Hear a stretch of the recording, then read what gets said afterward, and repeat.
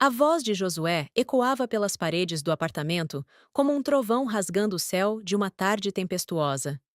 Eu estava na cozinha, as mãos mergulhadas na água ensaboada da pia, lavando a louça do almoço que havia preparado com tanto cuidado, quando ouvi o barulho de gavetas sendo abertas com violência, o som de objetos sendo jogados no chão, o ranger de portas de armários arrancadas de suas dobradiças invisíveis pela fúria de quem procura algo com desespero. Meu coração começou a bater mais rápido, aquele ritmo familiar de pavor que eu conhecia tão bem. 6 anos de casamento haviam me ensinado a reconhecer os sinais de tempestade antes mesmo que a primeira gota de chuva tocasse o solo. E ali estava ele novamente. Aquele presságio de dor, aquela sensação de que o chão sob meus pés estava prestes a se abrir e me engolir inteira. Sequei as mãos no pano de prato, respirei fundo e caminhei até a sala. A cena que encontrei era de destruição absoluta. Almofadas do sofá jogadas no chão, as gavetas da estante reviradas, papéis espalhados como folhas de outono após uma ventania cruel. E no meio daquela devastação, Josué, meu marido, com o rosto vermelho de raiva, os olhos injetados de uma fúria que me gelava até os ossos. Onde está o dinheiro, Hortência? Ele cuspiu meu nome como se fosse veneno. Os 35 mil dólares que você guardou da sua herança. Onde você escondeu? Eu sabia exatamente sobre o que ele estava falando. A herança que recebi quando meu pai faleceu, há 3 meses. O único dinheiro que era verdadeiramente meu em toda aquela casa. O único vestígio de segurança que eu ainda possuía neste mundo, que se tornara uma prisão dourada, com grades invisíveis, mas tão reais quanto as de ferro. Josué, esse dinheiro é. Comecei a dizer, mas ele me interrompeu com um gesto brusco da mão. É nosso. Você é minha esposa. Tudo o que é seu é meu também. Ele avançou em minha direção, e eu instintivamente dei um passo para trás. Já prometi para a minha mãe. É o presente de aniversário dela. 60 anos. Você acha que eu vou decepcionar minha mãe por sua causa, sua egoísta? A palavra egoísta cortou minha pele como uma lâmina afiada. Não era a primeira vez que ouvia esse adjetivo, nem seria a última. Josué tinha um repertório vasto de palavras cruéis, cada uma cuidadosamente selecionada para me reduzir, para me fazer sentir pequena, insignificante, indigna. Josué, por favor, tente entender. Minha voz saiu trêmula, vulnerável. Esse dinheiro é tudo o que restou do meu pai. É tudo o que tenho de segurança caso. Caso o quê? Ele riu, mas não havia humor naquele som. Era uma risada cortante, sarcástica, cheia de desdém. Caso eu te abandone? É isso que você está pensando, sua ingrata? Depois de tudo que fiz por você? Depois de te tirar daquela vida medíocre que você tinha, te dar um teto, comida, roupas decentes? E você ainda tem a audácia de querer guardar dinheiro às minhas costas? Antes que eu pudesse responder, a campainha tocou. Meu estômago se contraiu. Eu já sabia quem era. Sempre sabia. Josué abriu a porta com um sorriso largo, transformando-se instantaneamente de monstro em filho devoto. Mãe, entre, entre! Que bom que você chegou! Riata entrou no apartamento como uma rainha adentrando seu castelo. Alta, magra, com cabelos tingidos de um loiro artificial que mais parecia palha ressecada, ela vestia roupas caras que gritavam status a cada passo. Seus olhos, pequenos e penetrantes como os de um predador, varreram a sala bagunçada e então pousaram em mim com aquele olhar que eu conhecia tão bem. Desprezo. Nojo. Como se eu fosse algo que ela tivesse pisado na rua e precisasse raspar da sola do sapato. Hortência. Ela pronunciou meu nome como se estivesse provando algo amargo. Vejo que ainda não aprendeu a manter a casa organizada. Que vergonha! Meu filho merecia tanto mais do que essa coisa que se diz mulher. Engoli em seco. Boa tarde, senhora Riata. Josué estava procurando alguns papéis e... Não me interessa suas desculpas patéticas. Ela cortou, acenando a mão com desdém, suas unhas vermelhas e longas como garras. Você sempre foi uma inútil mesmo. Não sei o que meu filho viu em você. Uma mulher sem classe, sem educação, sem família de verdade. Aquele seu pai era um pobre coitado, um ninguém. E você? Você não passa de uma aproveitadora que conseguiu enganar meu Josué, com suas lágrimas de crocodilo. Cada palavra era uma pedra atirada contra mim, e eu sentia o peso delas esmagando meu peito, minha garganta, minha capacidade de respirar. 6 anos. 6 longos anos ouvindo isso. Dia após dia. Semana após semana. A princípio, eu tentava me defender. Tentava explicar, justificar, provar meu valor. Mas com o tempo, aprendi que era inútil. Quanto mais eu falava, mais munição eu dava para eles usarem contra mim. Mãe, você não vai acreditar, Josué disse, passando o braço pelos ombros de Riata, num gesto de intimidade que excluía completamente minha existência. Essa esposa ingrata está se recusando a me dar os 35 mil dólares da herança do pai dela. O dinheiro que prometi para você como presente de aniversário. Os olhos de Riata se estreitaram perigosamente. O quê? Ela fez isso? Mas que atrevimento! Que desrespeito! Ela deu 2 passos em minha direção e eu senti meu corpo inteiro enrijecer. Você acha que tem o direito de negar algo ao meu filho? Ao seu marido? Você que não passa de uma parasita vivendo às custas dele? Eu. Eu trabalho. Comecei a dizer, minha voz mal saindo. Trabalha? Riata gargalhou, um som agudo e cruel. Você chama aquele seu empreguinho patético de trabalho? Ganhando uma miséria como secretária naquela empresa de 5ª categoria? Por favor, você deveria estar de joelhos agradecendo todos os dias por ter conseguido um marido como o Josué. Um homem de sucesso, de família respeitável. E o que você faz? Se comporta como uma porca avarenta, escondendo o dinheiro do seu próprio marido. Isso mesmo, mãe! Josué juntou-se ao ataque, seus olhos brilhando com aquela luz perturbadora que eu tanto temia. Uma porca avarenta, egoísta, mesquinha, e ainda tem a cara de pau de dizer que o dinheiro é dela, como se ela tivesse direito a alguma coisa nesta casa. As paredes pareciam estar se fechando ao meu redor. O ar ficou mais denso, mais difícil de respirar. Eu apertei as mãos, as unhas cravando nas palmas, usando a dor física para me manter ancorada na realidade, para não me deixar flutuar para longe, para aquele lugar escuro em minha mente, onde eu às vezes me refugiava quando tudo ficava insuportável demais. Onde está o dinheiro? Riata exigiu, sua voz um chicote cortando o ar. Diga agora, sua vagabunda, ou vai ter consequências.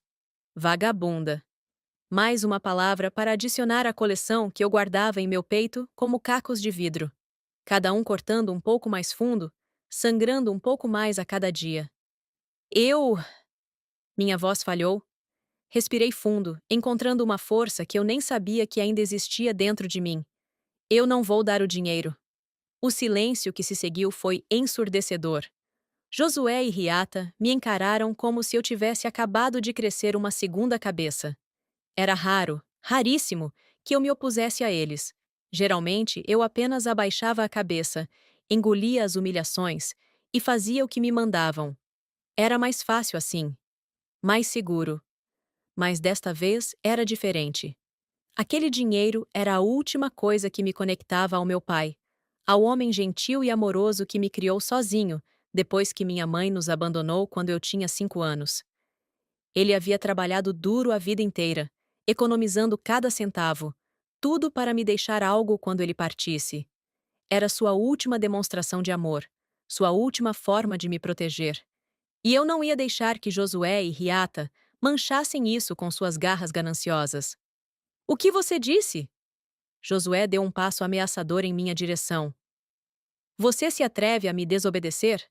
Na frente da minha mãe? O dinheiro é meu. Eu disse, surpresa com a firmeza em minha própria voz. Meu pai deixou para mim. É tudo que tenho dele. E eu não vou simplesmente entregar para vocês gastarem com. Não consegui terminar a frase. A mão de Josué conectou com minha bochecha num tapa que fez minha cabeça girar para o lado, estrelas explodindo em minha visão. A dor foi instantânea, aguda, queimando minha pele como fogo. Josué! Riata exclamou, mas não havia reprovação em sua voz. Apenas satisfação perversa. Viu o que você fez? fez meu filho perder a paciência. Você é uma provocadora, uma mulherzinha desprezível que não sabe qual é seu lugar. Levei a mão à face ardendo, sentindo o gosto metálico de sangue em minha boca, onde mordia a parte interna da bochecha com o impacto. Lágrimas queimavam meus olhos, mas eu me recusei a deixá-las cair. Não ia dar a eles essa satisfação. Você vai se arrepender de me desafiar, Josué disse, sua voz baixa e perigosa. Muito! Agora me diga onde está o dinheiro, ou eu juro por Deus que vou fazer sua vida um inferno ainda maior do que já é. Já é um inferno. As palavras escaparam de minha boca antes que eu pudesse detê-las. Viver com vocês é um inferno. O segundo tapa foi ainda mais forte que o primeiro. Desta vez, eu caí de joelhos no chão, a sala girando ao meu redor. Ouvi Riata rindo, aquele som horroroso que parecia vir de algum lugar profundo e podre. Olha para ela! Riata gritou, apontando para mim como se eu fosse um animal no zoológico. De joelhos, onde sempre deveria estar, implorando perdão por sua insolência. Eu não vou implorar nada, eu disse, levantando o rosto para encará-los, mesmo com a visão turva pelas lágrimas não derramadas. E não vou dar o dinheiro. Ah, não vai? Riata cruzou os braços, um sorriso cruel curvando seus lábios finos. Então vamos ver quanto tempo você aguenta. Josué, meu filho, acho que está na hora de ensinar uma lição para essa esposa rebelde. Uma lição que ela nunca vai esquecer. E foi assim que começou o meu verdadeiro calvário. Nos dias que se seguiram, Josué e Riata implementaram um regime de tortura psicológica que superava tudo o que eu havia experimentado até então. Riata se mudou temporariamente para o apartamento, instalando-se no quarto de hóspedes, e juntos, mãe e filho, orquestraram uma campanha sistemática de destruição. Todas as manhãs, eu acordava com Riata invadindo o quarto, arrancando as cobertas de cima de mim, gritando que eu era uma vagabunda preguiçosa que não merecia dormir numa cama decente. Ela revirava meu guarda-roupa, criticando cada peça de roupa. Olha isso! Que trapos horríveis! Ela jogava minhas roupas no chão, pisando nelas com seus saltos caros. Você se veste como uma mendiga. Que vergonha meu filho tem de ser visto com você na rua. Uma mulher desleixada, feia, sem o mínimo senso de estilo. Mãe tem razão, Josué dizia, observando com os braços cruzados. Você é uma vergonha. Não sei por que ainda me dou ao trabalho de ficar casado com você. Qualquer outra mulher seria melhor. Qualquer uma. Até a faxineira do meu escritório tem mais classe que você. Eu ia para o trabalho todos os dias com o coração pesado, carregando não apenas as marcas físicas das agressões, que eu escondia sob maquiagem e roupas de manga longa, mas também as feridas invisíveis que sangravam em minha alma. No escritório, eu tentava me concentrar nas minhas tarefas, digitar relatórios, atender telefones, organizar arquivos. Mas era difícil focar quando cada célula do meu corpo estava gritando de exaustão, de dor, de desespero. À noite, quando eu voltava para casa, exausta do dia de trabalho, não encontrava descanso. Riata me esperava com uma lista de tarefas impossível de completar. Limpar o apartamento inteiro de cima a baixo. Preparar jantares elaborados. Lavar e passar todas as roupas. Tudo enquanto ela e Josué sentavam no sofá, assistindo televisão, criticando cada movimento meu. Essa comida está horrível. Josué cuspia a comida de volta no prato. Você não sabe fazer nada direito. Até um cachorro cozinha melhor que você. É verdade. Riata concordava, empurrando seu prato também. Comida de porco. Para uma esposa porca. Que combinação perfeita! E eles riam. Riam juntos das suas próprias piadas cruéis, enquanto eu ficava ali, de pé na cozinha, as mãos tremendo, o estômago embrulhado, me perguntando como minha vida havia chegado àquele ponto. Houve uma noite, cerca de 2 semanas após tudo começar, que eu me tranquei no banheiro e olhei para meu reflexo no espelho. Mal reconheci a mulher que me encarava de volta. Olhos fundos, rosto pálido, lábios rachados. Eu parecia um fantasma, uma sombra do que já fui um dia. Onde estava a Hortência que ria, que sonhava, que acreditava em amor e em finais felizes? Ela havia morrido. Lentamente, dolorosamente, ela havia sido assassinada por 1000 cortes pequenos, cada um infligido por palavras venenosas e olhares de desprezo. Mas algo aconteceu naquela noite. Enquanto eu olhava para aquele reflexo destruído, algo dentro de mim começou a se mover. Uma fagulha. Pequena, quase imperceptível, mas ali. Uma fagulha de raiva, de indignação, de recusa em simplesmente desaparecer, em deixar que eles me apagassem completamente da existência. Eu havia passado 6 anos sendo quebrada, moldada, transformada na pessoa que eles queriam que eu fosse.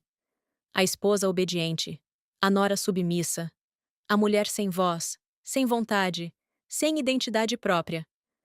Mas aquela herança, aquele dinheiro do meu pai, era a linha que eu não podia deixar que cruzassem. Era a última parte de mim que ainda era minha, verdadeiramente minha, e eu ia protegê-la com todas as forças que me restavam. Na manhã seguinte, Riata apareceu na cozinha enquanto eu preparava o café da manhã. Ela se sentou à mesa com um suspiro teatral, como se o mero ato de estar na mesma sala que eu fosse um sacrifício tremendo.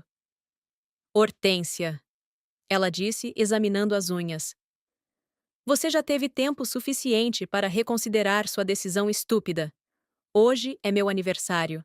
60 anos. E eu espero receber meu presente. Os 35 mil dólares que meu filho prometeu. Eu terminei de despejar o café na xícara dela. Minhas mãos surpreendentemente firmes. Não. A xícara que ela estava levando aos lábios parou no ar. O que você disse? Eu disse não. Eu a encarei diretamente. Algo que raramente fazia. Não vou dar o dinheiro. Não é seu. Não é de Josué. É meu. O rosto de Riata ficou vermelho, depois roxo. Por um momento, pensei que ela fosse ter um ataque cardíaco ali mesmo. Mas então, ela se levantou bruscamente, derrubando a cadeira para trás com um estrondo. Sua vadia desgraçada! Ela gritou, e as palavras que saíram de sua boca depois disso foram tão obscenas, tão cheias de ódio, que eu me forcei a me desconectar, a deixar que as palavras passassem por mim sem me tocar. Você não passa de uma prostituta barata que meu filho teve pena de casar. Uma mulher sem valor, sem vergonha, sem dignidade. Você deveria agradecer todos os dias por ter um teto sobre sua cabeça, por ter comida na mesa. E você tem a audácia de me negar o que é meu por direito? Não é seu, eu repeti, minha voz calma contrastando com os gritos dela. Nunca foi, nunca será. Josué apareceu então, arrancado do sono pelos gritos. O que está acontecendo aqui? Seu marido. Riata cuspiu, apontando um dedo acusador na minha direção. Essa sua esposa inútil está se recusando a me dar meu presente de aniversário, depois de tudo que fizemos por ela, depois de toda a bondade que demonstramos. Bondade. A palavra era tão absurda naquele contexto que eu quase ri. Quase. Mas o riso morreu em minha garganta quando vi a expressão no rosto de Josué. Pura fúria. Murderous rage, diziam em inglês. Era exatamente isso. Uma raiva assassina. Você! Ele avançou em minha direção e eu recuei, meu quadril batendo contra o balcão da cozinha. Você vai me dar aquele dinheiro agora, ou eu juro que vou fazer você se arrepender de ter nascido. Não! Minha voz tremeu, mas a palavra saiu clara. O que aconteceu a seguir foi um borrão de violência. Josué me agarrou pelos braços, sacudindo-me com tanta força que meus dentes bateram uns nos outros. Ele me empurrou contra a parede, seu rosto a centímetros do meu, e começou a gritar. Palavras horríveis, degradantes, desumanas. Vagabunda, vaca, lixo, escória. Você não é nada, nada. Ouviu? Você é menos que nada. Um ninguém que eu peguei do esgoto e tive a estupidez de trazer para minha vida. Riata estava atrás dele, incitando-o, alimentando sua raiva como alguém jogando gasolina numa fogueira já fora de controle. Isso, meu filho! Mostra para ela quem manda aqui. Essa insolente precisa aprender seu lugar. Ela precisa entender que não passa de uma serva, uma criada, uma coisa que existe apenas para servir você. Mas mesmo com as mãos de Josué apertando meus braços, até eu ter certeza de que ficaria com marcas roxas por semanas, mesmo com sua saliva respingando em meu rosto enquanto ele vociferava seus insultos, mesmo com Riata dançando sua dança macabra de alegria com o meu sofrimento, algo dentro de mim se recusava a quebrar. Aquela fagulha. Ela estava crescendo. Lentamente, mas crescendo. Transformando-se numa chama. E chamas, eu estava descobrindo, tinham o poder de queimar muito mais do que apenas a pessoa que as carregava. Os dias se transformaram em semanas, e as semanas numa tortura contínua que parecia não ter fim. Riata decidiu que não ia embora até conseguir seu dinheiro. Então, ela se estabeleceu no apartamento como uma rainha em seu castelo, tratando-me como a serva mais baixa da hierarquia. Todas as manhãs, ela inventava novas formas de me humilhar. Hortência, venha aqui limpar o chão! Ela gritava. E quando eu chegava com o pano e o balde, ela derramava seu suco de laranja propositalmente no chão que eu acabara de limpar. Olha o que você me fez fazer! Que desajeitada! Limpe de novo, de joelhos! Quero ver você rastejando como a verme que é! E eu limpava, de joelhos, com Riata e Josué observando, fazendo comentários sobre como eu era patética, sobre como não servia para nada, sobre como era um desperdício de oxigênio. Você sabe, Josué disse numa dessas ocasiões, sentado confortavelmente no sofá enquanto eu esfregava o chão. Eu poderia ter casado com a Daniela. Você se lembra dela, mãe? Aquela modelo linda, alta, elegante. Ela estava interessada em mim. Mas não. Eu tive que escolher essa aqui. Ele apontou para mim com nojo. Essa criatura feia, sem graça, sem nenhum atributo que preste. Eu devo ter estado louco. Você estava tentando ser bonzinho, meu filho. Riata afagou o rosto dele com ternura maternal. Você sempre foi muito bondoso. Teve pena dessa coitada. Mas veja como ela retribui sua generosidade. Com ingratidão, com egoísmo, recusando-se a me dar meu presente de aniversário. Eles continuavam falando sobre mim, como se eu não estivesse ali. Como se eu fosse apenas um objeto, uma peça de mobília que não merecia consideração. E talvez fosse exatamente isso que eu havia me tornado para eles. Um objeto. Uma coisa. Não uma pessoa com sentimentos, com sonhos, com direitos. Mas a fagulha dentro de mim continuava crescendo. E com ela vinha uma clareza que eu não tinha antes. Uma compreensão profunda de que eu não podia continuar vivendo assim. Que algo precisava mudar. Que eu precisava mudar. Uma tarde, voltei do trabalho e encontrei meu quarto completamente destruído. Roupas rasgadas espalhadas pelo chão. Meus poucos objetos pessoais quebrados. Fotos do meu pai, meus tesouros mais preciosos, rasgadas em pedacinhos e jogadas pela cama como confete macabro. Caí de joelhos no meio daquela devastação, pegando os pedaços das fotografias, tentando juntá-los como se pudesse de alguma forma reconstruir não apenas as imagens, mas também minha vida despedaçada. Lágrimas finalmente caíram, molhando os fragmentos de papel em minhas mãos. Gostou da decoração nova? Riata estava na porta, sorrindo com prazer sádico. Achei que seu quarto precisava de uma renovação. Estava tão entediante, tão sem vida. Assim como você. Por quê? Minha voz saiu rouca, quebrada. Por que você faz isso? Porque você merece. Ela disse simplesmente, como se fosse a coisa mais óbvia do mundo. Você merece cada grama de sofrimento que recebe, por ser quem é, por existir, por ousar respirar o mesmo ar que pessoas superiores como eu e meu filho. E sabe de uma coisa? Isso não vai parar. Nunca. Não até você me dar meu dinheiro. Não até você se ajoelhar e implorar perdão por sua insolência. E mesmo assim, mesmo depois de tudo isso, você ainda vai ser a mesma criatura desprezível e nojenta que sempre foi. Ela saiu, fechando a porta atrás de si, deixando-me sozinha com as ruínas da minha vida. E foi ali, naquele momento de total destruição, rodeada pelos pedaços rasgados das últimas memórias do meu pai, que algo dentro de mim finalmente quebrou. Mas não quebrou da forma que eles esperavam. Não me tornei mais submissa, mais obediente, mais disposta a me curvar à vontade deles. Pelo contrário, A quebra que aconteceu foi a quebra das correntes invisíveis que me prendiam àquela vida, aquele papel, aquela versão de mim mesma que eles haviam criado. A fagulha se transformou em chama, e a chama começou a se transformar em incêndio. Na manhã seguinte, acordei com uma determinação que não sentia há anos. Tomei banho, vesti-me cuidadosamente e fui trabalhar. Mas desta vez, levei comigo uma pasta cheia de documentos que havia estado reunindo secretamente nas últimas semanas. Documentos sobre minha vida, sobre meu casamento, sobre muitas coisas. Durante o horário de almoço, em vez de comer na minha mesa como sempre fazia para economizar dinheiro, saí do escritório e fui a um lugar que vinha evitando por muito tempo. Um lugar que representava uma mudança tão definitiva, tão irrevogável, que até então eu não havia tido coragem de atravessar sua porta. O escritório de advocacia. A advogada, uma mulher de meia idade com olhos gentis e expressão profissional, ouviu minha história com atenção. Não a interrompi, não minimizei, não tentei justificar ou explicar o comportamento de Josué e Riata. Apenas contei a verdade. Toda ela. Incluindo as partes que me envergonhavam, que me faziam sentir fraca e patética por ter aguentado tanto por tanto tempo. Quando terminei, ela ficou em silêncio por um longo momento, estudando os documentos que eu havia trazido.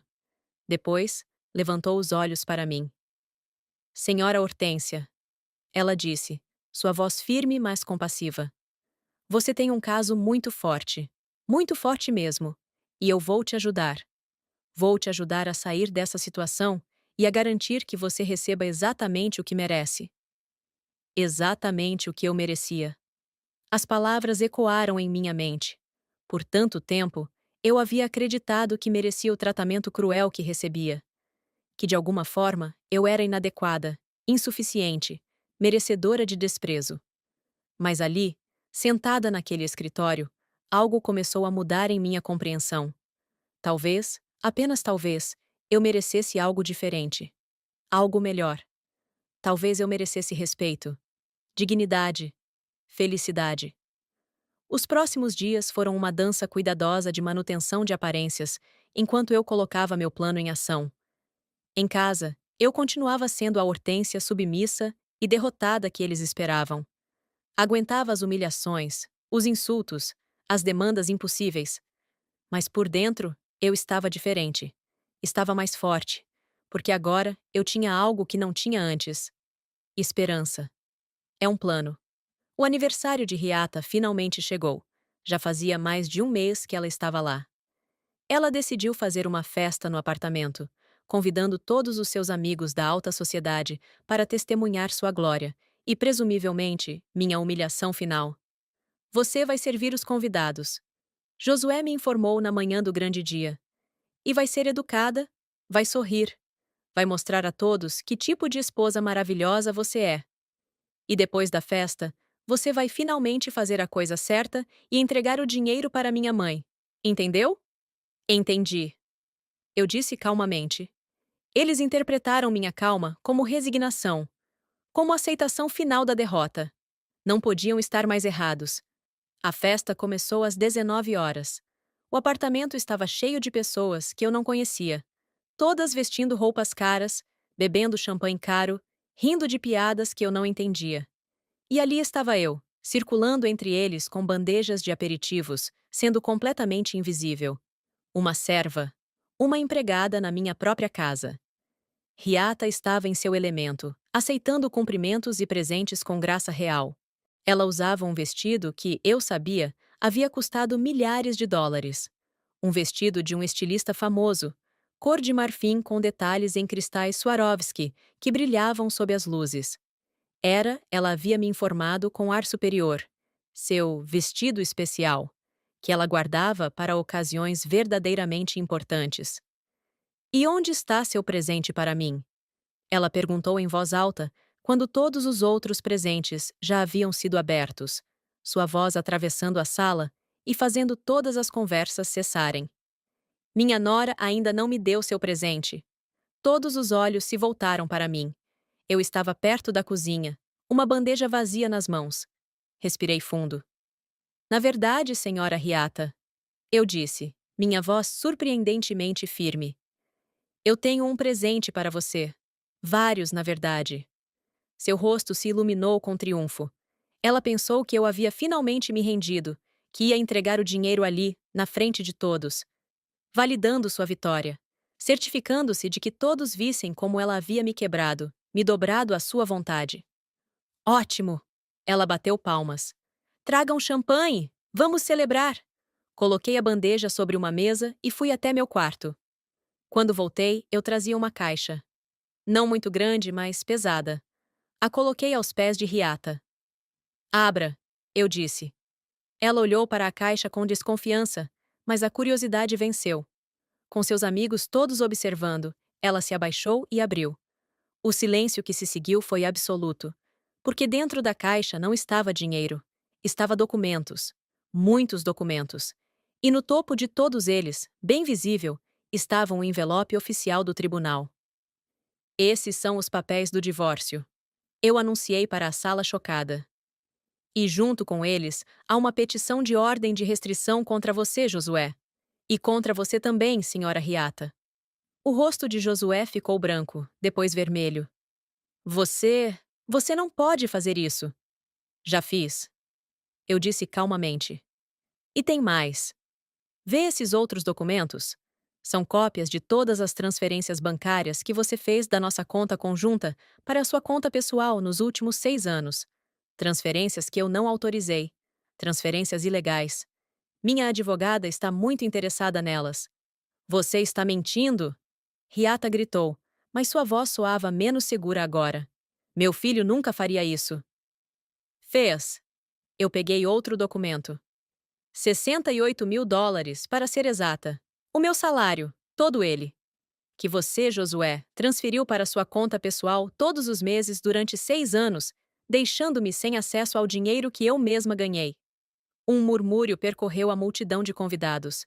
Eles estavam vendo um espetáculo, mas não o que Riata havia planejado. E tem mais! Minha voz estava ficando mais alta agora, alimentada por 6 anos de raiva reprimida. Esses papéis aqui são denúncias formais de agressão física e psicológica, com datas, com fotos das lesões, com depoimentos de testemunhas. Minha advogada está arquivando acusações criminais. Isso é um absurdo. Josué deu um passo em minha direção, mas parou quando eu levantei a mão. Não chegue perto de mim. Minha voz era gelo. Você nunca mais vai colocar suas mãos em mim. Nunca mais. E se tentar, você vai se arrepender ainda mais do que já vai se arrepender. Você não tem nada! Riata estava quase histérica agora.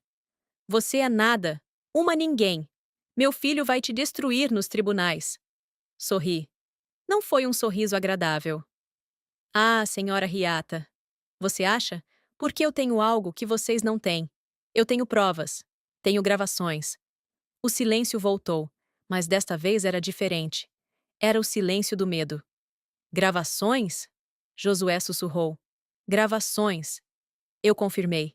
De cada insulto, de cada ameaça, de cada palavra cruel que vocês dois disseram para mim nos últimos 3 meses. Você vê, tem um aplicativo muito útil no meu telefone que grava automaticamente todas as conversas. E eu tenho sido muito diligente em fazer backup de tudo. Na nuvem. Em múltiplas localizações. Impossível de apagar. O rosto de Riata estava do mesmo tom de seu vestido agora. Branco como marfim. Então aqui está o que vai acontecer.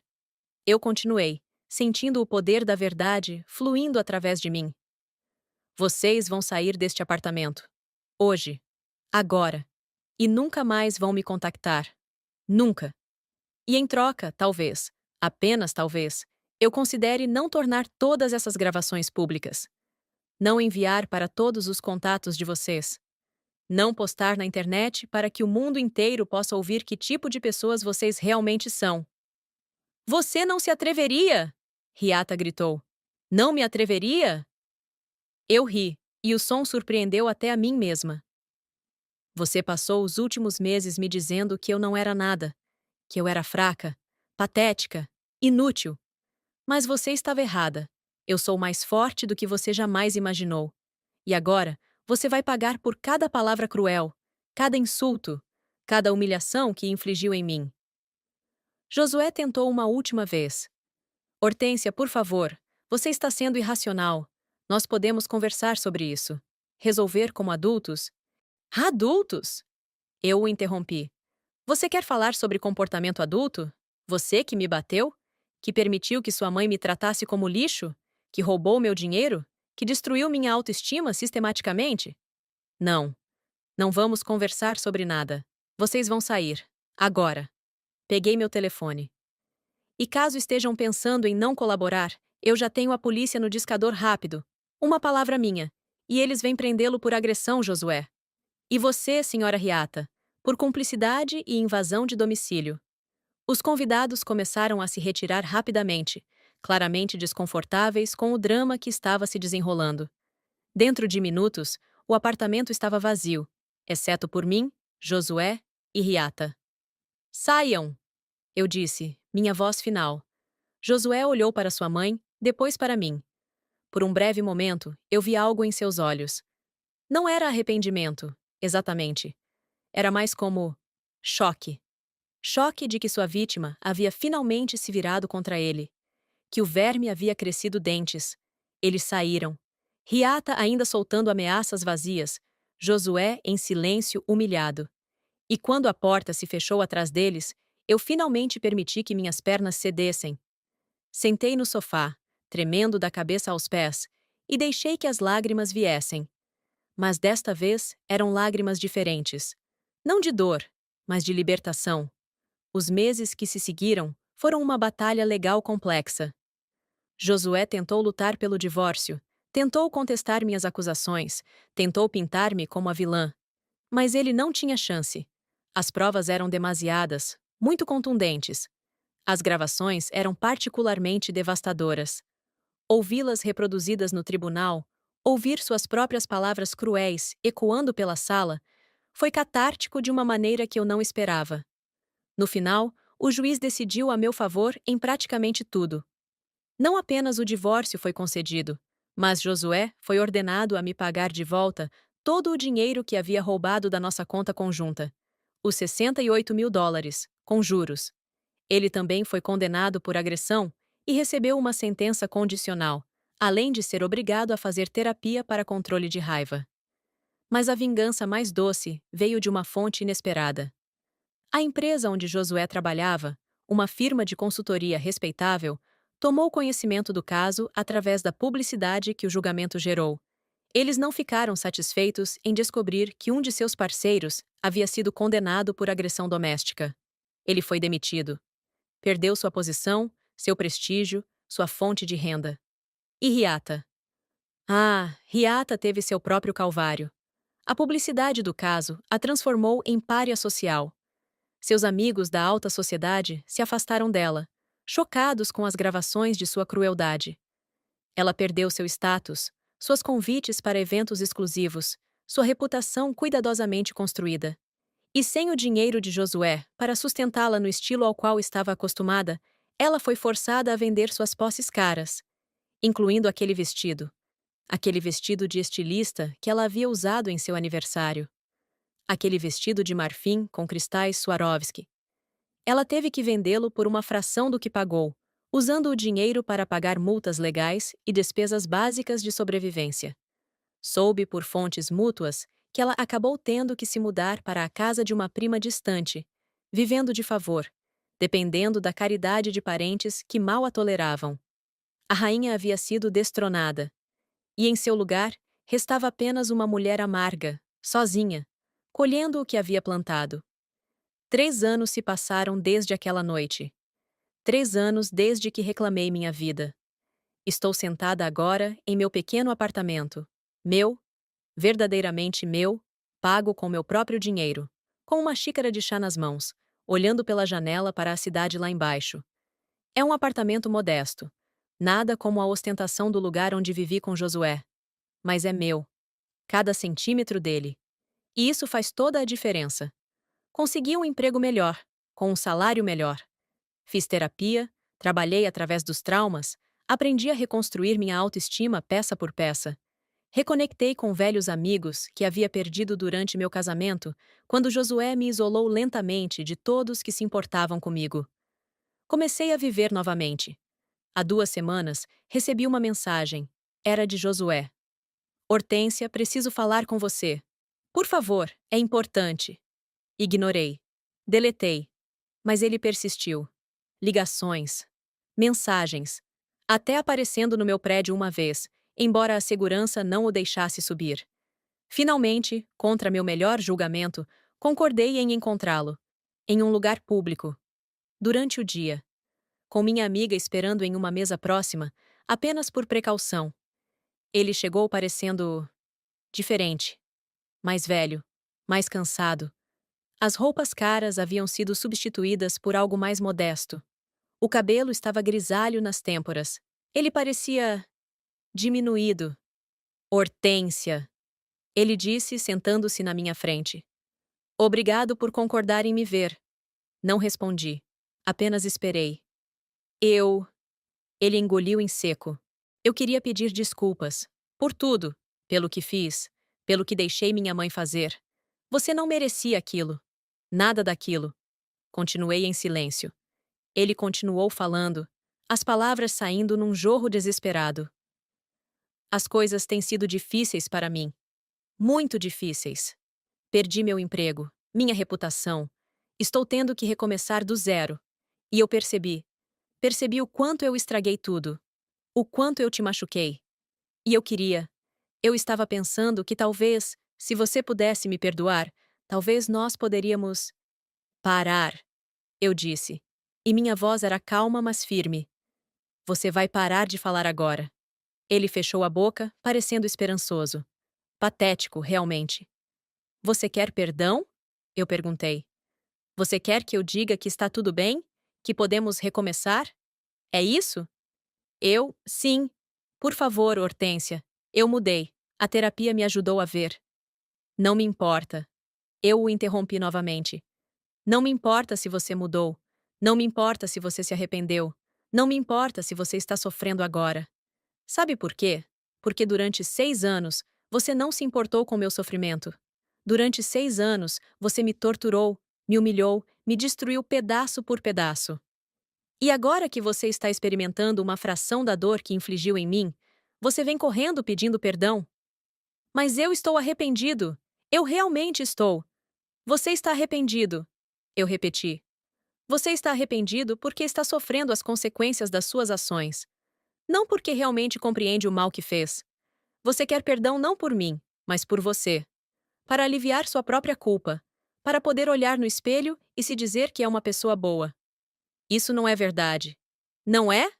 Eu me inclinei para a frente. Responda-me uma coisa, Josué. Quando você estava me batendo, quando você estava permitindo que sua mãe me chamasse de vagabunda, de vaca, de lixo, de escória, você se importava com meus sentimentos? Com minha dor? Ele abriu a boca, mas nenhuma palavra saiu. Exatamente, eu disse. Você não se importava. Eu era menos que humana para você. Era um objeto. Uma coisa para ser usada e abusada como você quisesse. E agora você quer que eu te absolva? Que eu te diga que você é perdoado e pode seguir em frente sem o peso da culpa? Hortência, por favor. Não. Eu me levantei. Você não merece meu perdão. E mesmo se merecesse, eu não daria. Porque sabe de uma coisa? Eu não quero te perdoar. Quero que você carregue o peso do que fez por cada dia que te resta. Quero que você olhe no espelho e veja o monstro que você foi. Quero que você se lembre de mim não como a esposa fraca e submissa que você pensava que eu era, mas como a mulher que foi forte o suficiente para se libertar de você e te fazer pagar por seus crimes. Comecei a me afastar, mas então me virei mais uma vez. E sabe o que é mais engraçado?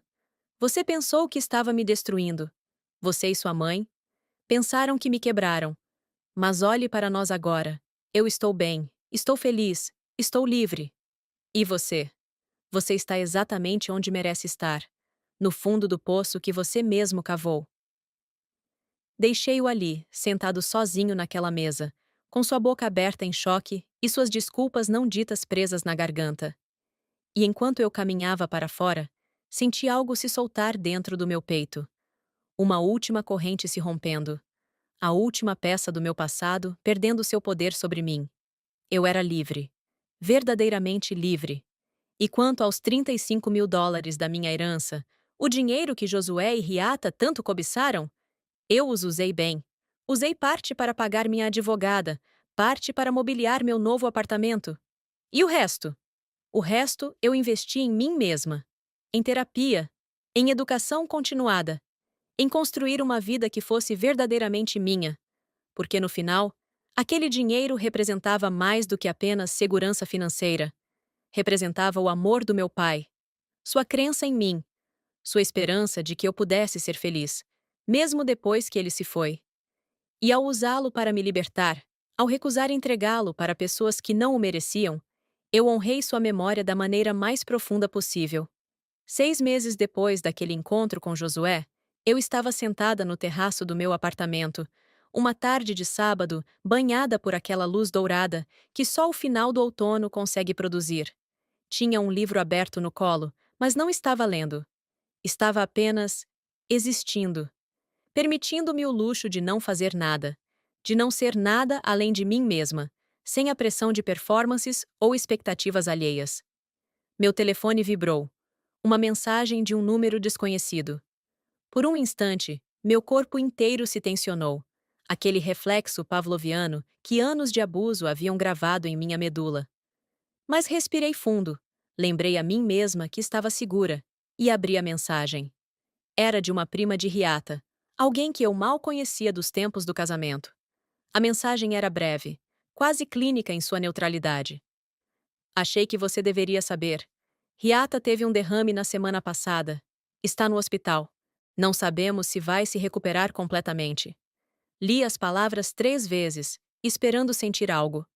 Alegria sádica, talvez. Satisfação pela justiça poética. Até mesmo pena. Mas o que senti foi vazio. Não um vazio doloroso, mas a ausência limpa de emoção, como olhar para uma página em branco depois de finalmente terminar um livro difícil.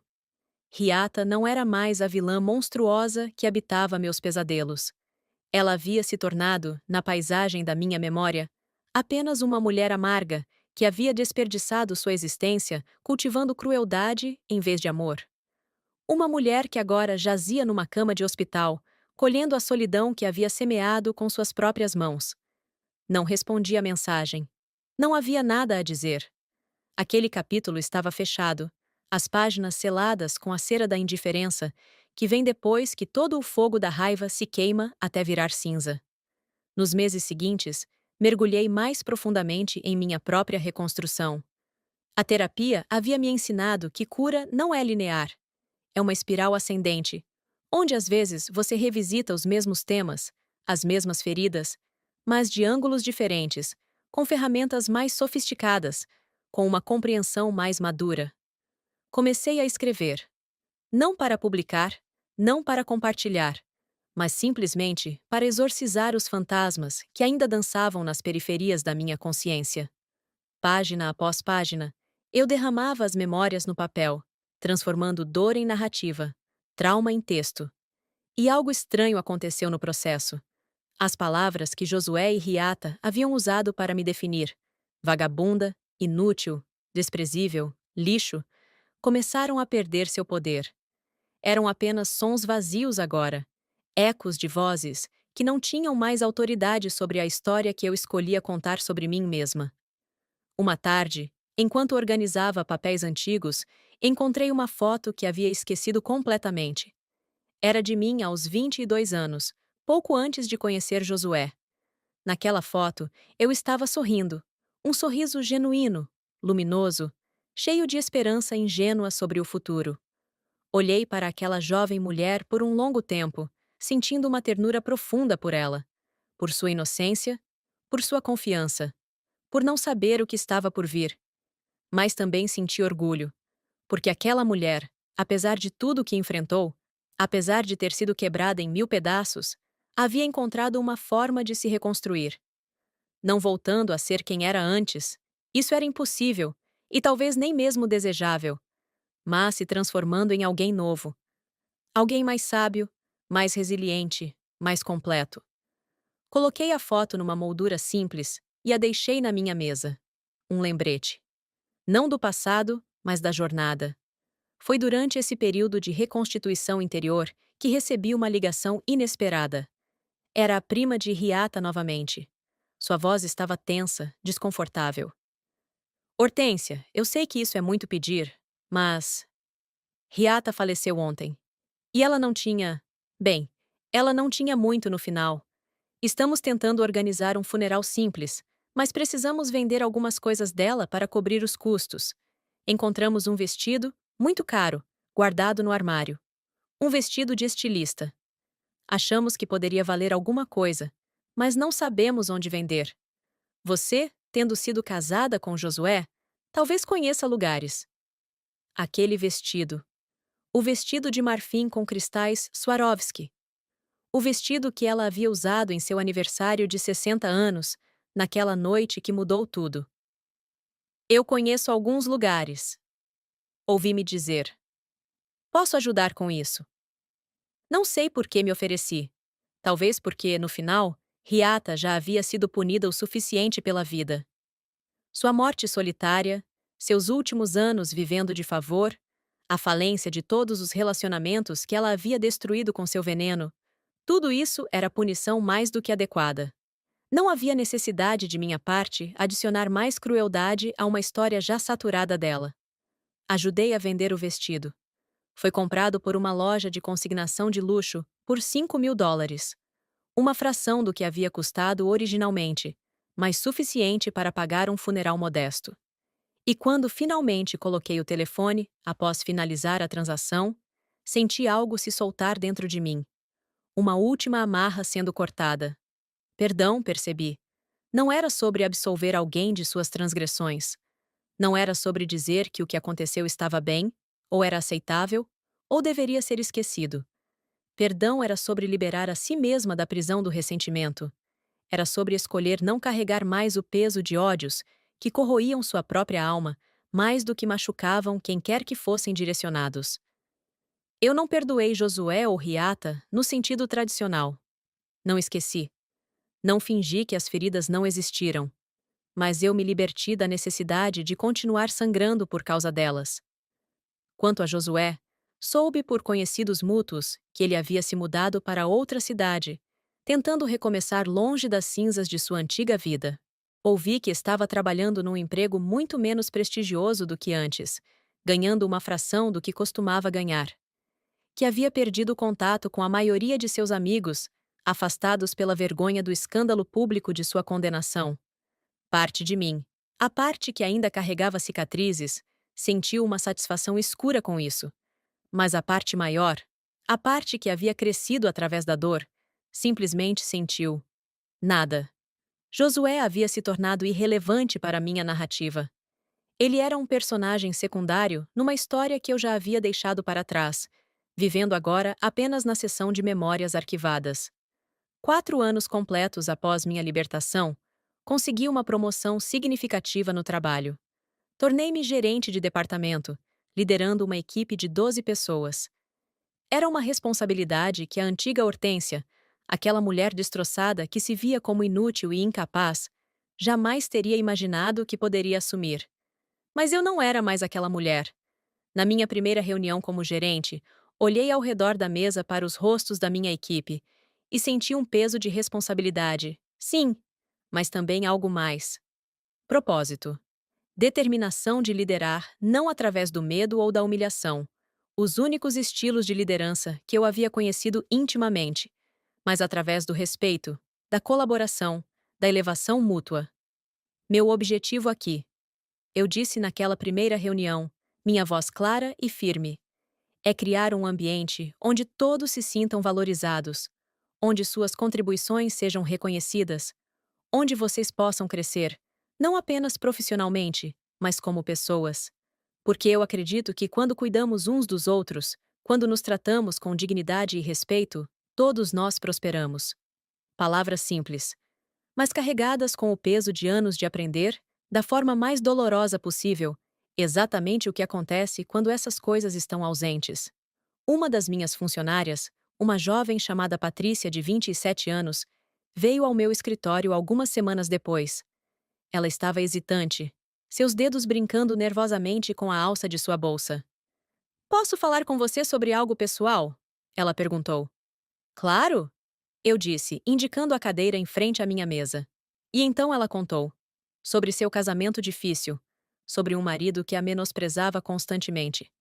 Sobre sentir-se presa, pequena, sem valor. As palavras saíam num fluxo doloroso, e a cada sentença eu via meu próprio passado refletido de volta para mim. Quando ela terminou, seus olhos estavam vermelhos, mas sem lágrimas, como se tivesse chorado tanto que não restava mais nada. O que eu faço? Ela sussurrou. Como eu saio? Peguei um cartão da minha gaveta. Era o cartão da minha advogada, a mulher que havia me ajudado a me libertar. Você começa aqui, eu disse, entregando-o a ela.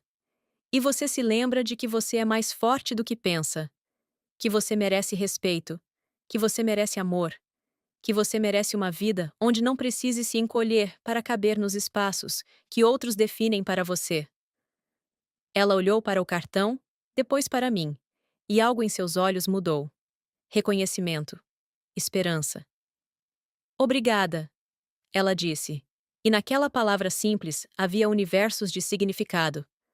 Depois que ela saiu, sentei em silêncio por um longo tempo, olhando pela janela do meu escritório para a cidade lá embaixo. E percebi que este momento, esta capacidade de estender a mão para outra mulher no abismo e oferecer uma corda, isso era o verdadeiro triunfo. Não a vingança sobre Josué e Riata, embora aquilo tivesse sido necessário. Não o sucesso profissional, embora isso fosse gratificante. O verdadeiro triunfo era ter transformado minha dor em algo útil, em compaixão, em força que poderia ser compartilhada, em luz que poderia iluminar o caminho para outros que ainda estavam tropeçando na escuridão. À noite, em casa, abri meu diário, um hábito que havia desenvolvido durante a terapia, e escrevi: Hoje ajudei alguém a encontrar coragem. E ao fazer isso, encontrei mais um pedaço de mim mesma que pensava ter perdido para sempre. O propósito. Descobri que meu sofrimento não foi em vão, se puder usá-lo para evitar que outros sofram da mesma forma. Descobri que posso ser quebrada e reconstruída, e no processo, me tornar algo mais forte do que o original. Como um osso que se cura mais resistente no lugar da fratura.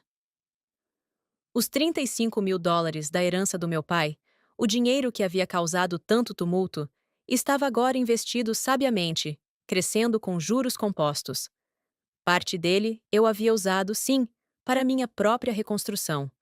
Mas o resto estava lá, crescendo silenciosamente, uma segurança que eu não precisava tocar, mas que me dava paz saber que existia. E às vezes, em momentos tranquilos como este, eu sentia meu pai comigo. Não literalmente, não de forma sobrenatural, mas em espírito. No amor que ele havia derramado em mim durante minha infância, criando uma fundação que, embora tenha sido rachada e danificada, nunca foi completamente destruída. Aquela fundação havia me dado apenas força suficiente para sobreviver até que pudesse começar a me reconstruir. Obrigada, pai. Eu sussurrei para o ar vazio. Por acreditar que eu valia a pena ser salva, mesmo quando eu mesma não acreditava. A jornada não estava completa. Talvez nunca estivesse. Ainda havia dias difíceis, momentos em que gatilhos inesperados me levavam de volta àquele lugar escuro. Mas esses dias eram cada vez mais raros. E quando vinham, eu agora tinha ferramentas para lidar com eles. Tinha uma rede de apoio, tinha autoconhecimento, tinha, acima de tudo, a certeza inabalável de que eu merecia estar aqui, ocupando espaço, respirando ar, existindo plenamente. Riata e Josué haviam tentado me convencer do contrário. Haviam construído uma prisão de palavras cruéis ao meu redor, tentando me convencer de que as grades eram reais, de que eu nunca poderia escapar. Mas as grades sempre foram ilusão, e uma vez que vi através delas, uma vez que compreendi que o poder que eles tinham sobre mim era apenas o poder que eu lhes concedia, tudo mudou. A liberdade, descobri, não era apenas uma questão de circunstâncias externas. era um estado interno. Era a recusa de permitir que as vozes daqueles que me machucaram continuassem ecoando em minha cabeça, ditando meu valor. Era a escolha, renovada todos os dias, de acreditar em minha própria bondade, em minha própria força, em meu próprio direito de existir com dignidade. E agora, sentada no meu apartamento, na minha vida, construída com minhas próprias mãos, a partir das ruínas que eles deixaram, eu finalmente compreendi a verdade fundamental. Eu não apenas sobrevivi, eu transcendi. Me tornei algo maior, mais profundo, mais inteiro do que jamais poderia ter sido se nunca tivesse atravessado aquele vale escuro. O sofrimento não me definiu, mas como escolhi responder a ele, isso sim me definiu. E essa escolha, essa resposta, foi vitória suficiente para toda uma vida. Gostou do vídeo? Deixe seu like, inscreva-se, ative o sininho e compartilhe. Obrigada por fazer parte da nossa comunidade. Até o próximo vídeo.